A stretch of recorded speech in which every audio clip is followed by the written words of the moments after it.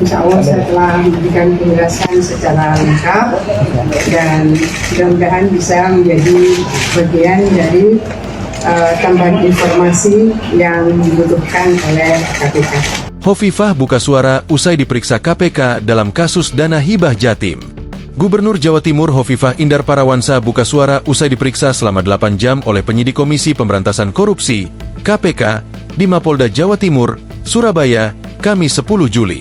Hovifah keluar dari gedung pukul 18.30 WIB dengan didampingi oleh Kepala Biro Pemerintahan dan Otonomi Daerah Sekretariat Daerah Jatim, Lilik Pujastuti, dan Kepala Biro Hukum Setda Provinsi Jatim, Adi Sarono.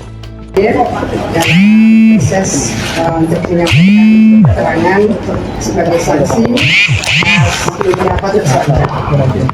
Jadi insya Allah saya telah memberikan penjelasan secara lengkap dan mudah-mudahan bisa menjadi bagian dari tambahan informasi yang dibutuhkan oleh KPK.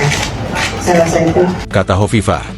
Hovifah meyakini dirinya sudah memberikan keterangan secara terang dan menyampaikan informasi yang jelas kepada penyidik KPK. Mantan Menteri Sosial RI ini tak mengungkap berapa pertanyaan yang diajukan penyidik KPK kepadanya. Namun ia mengaku dicecar soal nama-nama pimpinan organisasi perangkat daerah, OPD, di lingkungan Pemprov Jatim periode 2021 hingga 2024. Saya rasa itu, teman-teman sekalian. Berapa pertanyaan, Bu? Berapa pertanyaan, Bu? Berapa pertanyaan?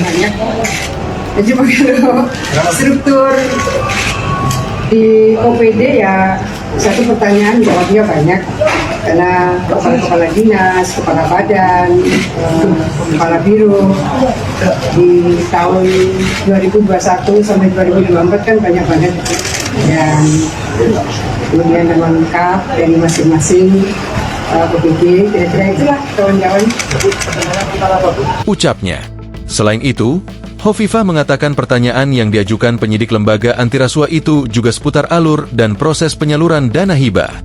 Dia pun menegaskan bahwa semua prosesnya sudah sesuai prosedur. Materi pertanyaan sebetulnya tentang proses penyaluran dana hibah. Saya ingin menyampaikan bahwa semua proses penyaluran dana hibah oleh Pemprov sudah sesuai dengan prosedur. Katanya. Sebagai informasi, pemeriksaan Hovifah berkaitan dengan kasus korupsi dana hibah kelompok masyarakat, POKMAS, dari APBD Jawa Timur tahun anggaran 2021 hingga 2022. Kasus ini bermula dari operasi tangkap tangan, OTT, terhadap Wakil Ketua DPRD Jawa Timur, Sahartua P. Simanjuntak beserta stafnya Rusdi dan dua pihak swasta Abdul Hamid Ilham Wahyudi. Namun, dalam pengembangannya, KPK telah menetapkan 21 orang tersangka, pemeriksaan saksi kunci, hingga penyitaan aset. Selain Hovifah, KPK juga memeriksa mantan Ketua DPRD Jatim Kusnadi pada Kamis, 9 Juli 2025 di Gedung Merah Putih. Download Tribun X sekarang, menghadirkan lokal menjadi Indonesia.